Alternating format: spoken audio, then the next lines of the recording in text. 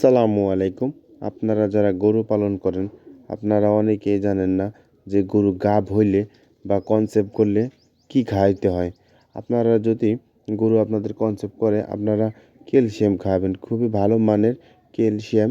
এটি ক্যালভেট একমি কোম্পানির খুবই ভালো মানের একটা ক্যালসিয়াম। গরুর যখন পেটের ভিতরে বাচ্চা নড়ে বা আপনারা বুঝতে পারতেছেন আপনার গরু কনসেপ্ট করছেন, তখন আপনারা এটি ক্যালভেট ক্যালসিয়ামটা খাওয়াবেন। ক্যালসিয়ামটা খাওয়াইলে কি উপকার হবে সেটা হচ্ছিল যে সময় বাচ্চা হবে, কোনো ডাক্তার লাগবে না। তারপরে আপনার গরুর কোনো কষ্ট হবে না। এছাড়া গরু খুবই বিয়ানোর পরে, বাচ্চা দেওয়ার পরে গরু তারপরও যেরকম শরীর স্বাস্থ্য থাকবে, আগের মতন থাকবে, শরীর ভাঙবে না।